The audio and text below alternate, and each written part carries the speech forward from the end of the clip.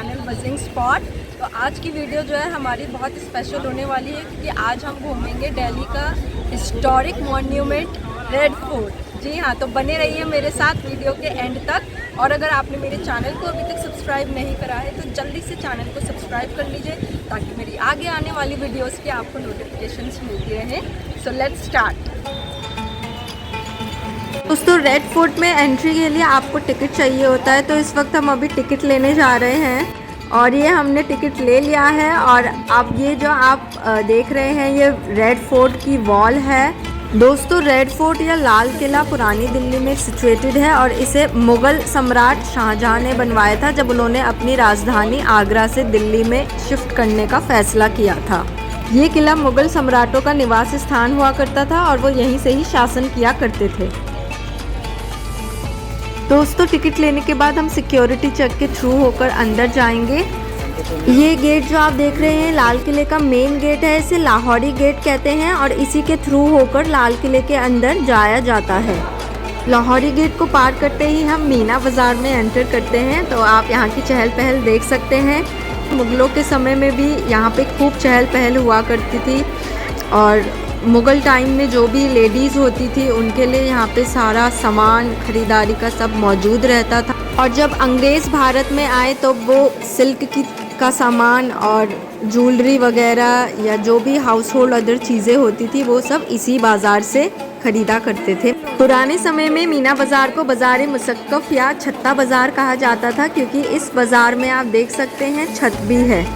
दोस्तों, आज भी इस मीना बाज़ार में बेहद ही खूबसूरत और बेहतरीन चीज़ें मिलती हैं and it's a treat for the tourists. लाल किले के निर्माण के लिए सफ़ेद संगमरमर और लाल पत्थर का इस्तेमाल किया गया था क्योंकि कहा जाता है कि शाहजहां को लाल और सफ़ेद दोनों ही रंग बेहद पसंद थे।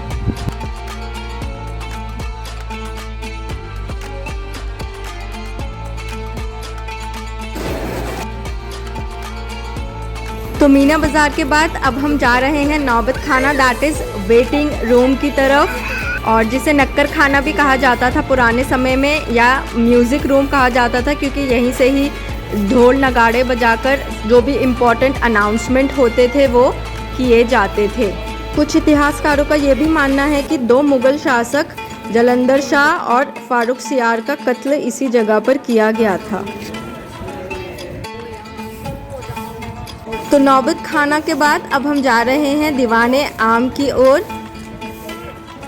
तो ये सामने जो आप देख रहे हैं ये दीवाने आम है और इसके चारों तरफ आप देख सकते हैं सुंदर पेड़ और गार्डन्स हैं। दीवाने आम में आम लोगों की शिकायतों और उनके लीगल मैटर्स को मुग़ल शासकों द्वारा सुना जाता था। इस हॉल के पिलर्स एंड आर्क्स मुग़ल काल की बेहतरीन आर्किटेक्चर का एक नमूना है। संगमरमर के इस झरोखे से सम्राट अपने लोगों को सुना करते थे। और अगर इसकी नक्काशी की मैं बात करूं तो देखिए कितनी खूबसूरत नक्काशी इसमें की गई है।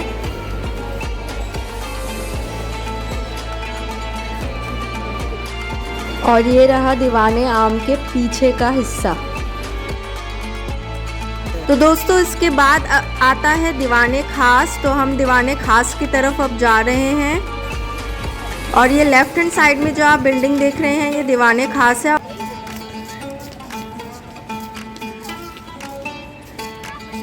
दीवाने खास वो जगह है जहाँ पर मुग़ल शासक शाहजहां अपने दरबारियों और राजकीय अतिथियों का स्वागत किया करते थे। इसी जगह पर रॉयल फैमिली के ऑफिशियल मैटर्स की चर्चा की जाती थी।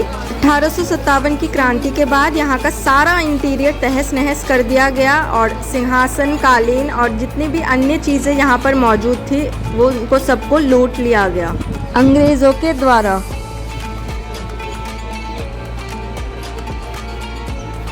यहाँ की छत जो कभी सोने और चांदी से जड़ी हुई थी मराठा शासन के दौरान वित्तीय संकटों की वजह से खाली कर दी गई।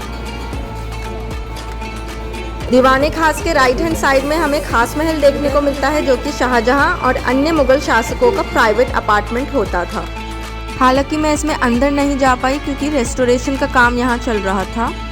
दीवाने खास के लेफ्ट हैंड साइड में हमाम आता है, दैट इज़ रॉयल बाथ्स, और कहते हैं कि इसके नलों से एक बार सुगंधित गुलाब जल निकला था। हमाम के ठीक बगल में मोती मस्जिद है जिसे मुग़ल शासक औरंगज़ेब ने बनवाया था।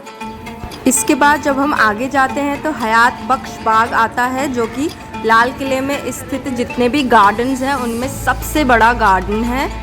ये गार्डन शाहजहां ने बनवाया था और इस गार्डन को वाटर पूल्स, कैनाल्स और फाउंटेन्स से बेहद खूबसूरती से सजाया गया है। हालांकि ये सब अब सूख चुके हैं।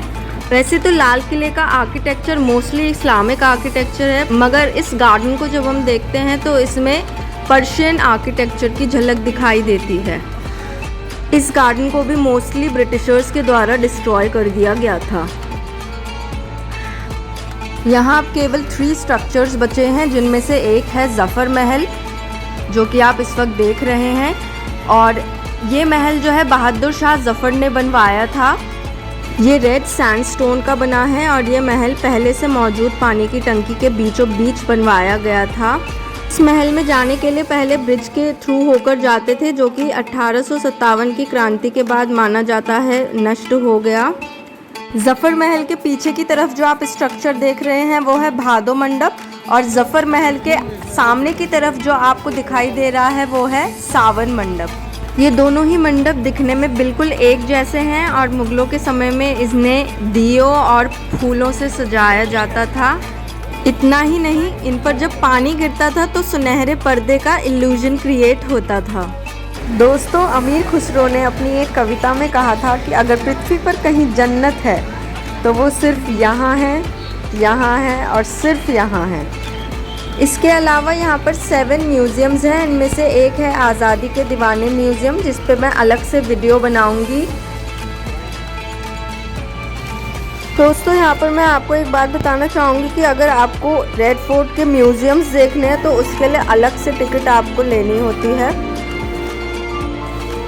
तो दोस्तों, ये थी मेरी आज की वीडियो। आपको कैसी लगी मेरी वीडियो कमेंट्स करके ज़रूर बताइएगा, और अगर अच्छी लगी हो तो अपने फ्रेंड्स और फैमिली में भी शेयर कीजिएगा। अगले हफ्ते फिर मिलूँगी मैं एक नई वीडियो के साथ। Till then, bye bye.